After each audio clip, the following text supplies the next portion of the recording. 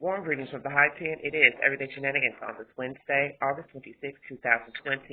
I'm bringing you an update pertaining to Timesha Beauchamp out of Southfield, Michigan. This story is a harrowing story, and this is the latest update that I found. As far as I know, she is still alive on a respirator in a hospital. And if you need verification for the storyline, please log on to the Oakland Press. This is a statement from the fire chief. We share in the family's anguish after a woman is mistakenly declared dead. As an investigation continues into 20-year-old Timesha Beauchamp being declared dead at a Southfield home and then found to be alive after being transported to a funeral home a couple hours later, officials have released a few more details about the incident and say Attorney Jeffrey Feiger is making false claims about it. At a news conference Wednesday morning, Southfield Fire Chief Johnny Menifee said a crew of 2 paramedics and 2 emergency medical technicians from his department who were put on paid leave the next day arrived at Beauchamp's home at 7:34 a.m., 7 minutes after her mother called 911 to report the young woman was unconscious and possibly not breathing. Beauchamp reportedly had lifelong medical issues, including difficulty breathing due to cerebral palsy. According to Menifee, his crew followed protocol and administered life-saving procedures for 30 minutes, and at no time did they find her breathing. Medical information was provided by the Southfield Fire Department to a physician at Providence Hospital who pronounced Beauchamp dead at 8:09 a.m. Over the next few minutes, family members reported seeing her breathe and felt a pulse. So Beauchamp's vital signs were checked 2 more times, but no signs of life were detected, he said. Details on what emergency procedures were administered have not yet been released. Southfield police on the scene since 8:07 a.m. reported findings to the Oakland County Medical Examiner, who approved having Beauchamp's body to be left in the care of her family to contact the funeral home of their choosing, Menifee said. A couple hours later, Beauchamp was picked up and transported to the James A. Cole Funeral Home in Detroit, where workers discovered she was alive. She was then taken by ambulance to DMC Sinai Grace Hospital, where she was said to be in critical condition on Tuesday. Menifee said what happened is unique and unsettling, and that he has no reason to believe his crew did anything wrong. Still, he said the investigation will reveal the answers that Beauchamp's family wants and deserves, adding that his department shares in their anguish. Okay. Interesting. Crazy to me. This is a story. This is a terrible, tragic thing. We feel terrible about it. The entire city feels terrible about it, he said, adding, Barron. This was a very traumatic event that transpired. My prayers go out to her family. My prayers go to Ms. Beauchamp for a speedy recovery. Menifee and Barron are also taking issue with statements made Tuesday by Feiger during a news conference via Zoom. Feiger said the family has retained him to conduct his own investigation and that he's looking into possible negligence by emergency personnel called to Beauchamp's home. Feiger stated that Beauchamp was in a body bag when picked up for transport to the funeral home, and that when the body bag was opened at the funeral home and they were getting ready to obviously embalm her body, Timesha was alive, her eyes were open, and she was breathing. Menifee and Barron said their departments aren't equipped with body bags, so there was no way police or fire department personnel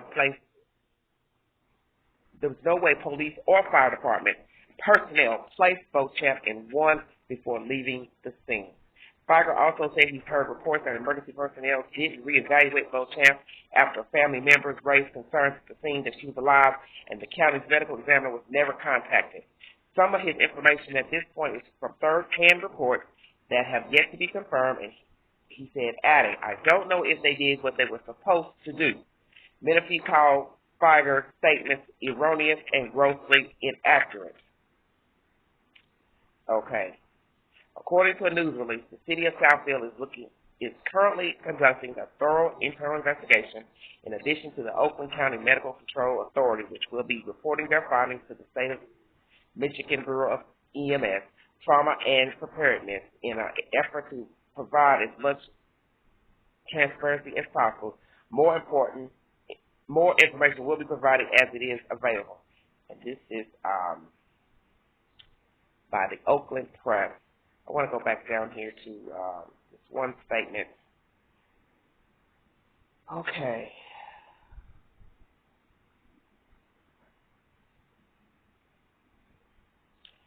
Okay.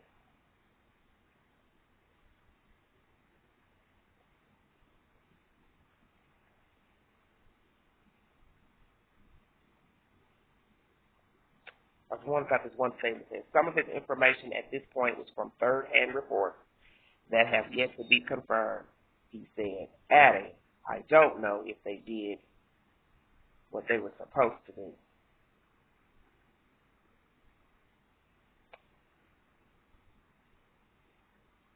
So I'm trying to figure out if that's the chief's statement, that he doesn't know if the EMT did what they were supposed to do, because that's why I want to make sure I was reading this correctly.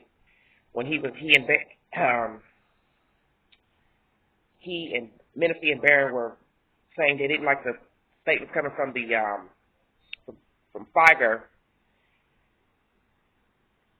and that's why I want to repeat that. Some of his information at this point is from third-hand reports that have yet to be confirmed, he said, adding, I don't know if they did what they were supposed to do. So I'm trying to understand if that's Figer's word, that he doesn't know, the fire chief.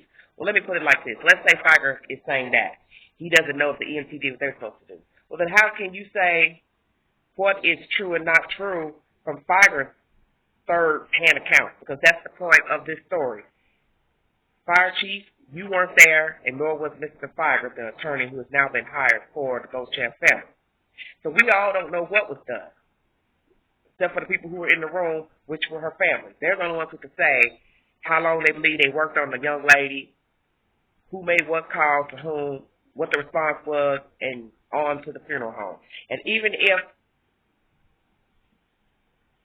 Timesha was not in a body bag, she still laid there being revived, attempting to revive her.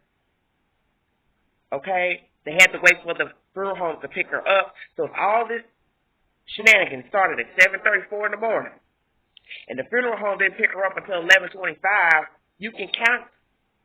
That's almost 4 hours.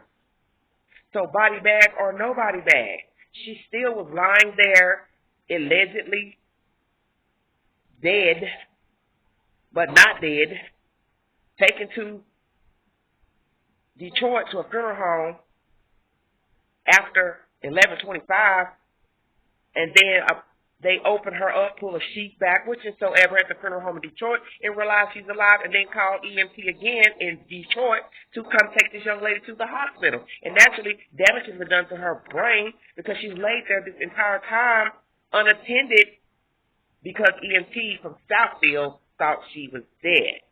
So in the end, what is what?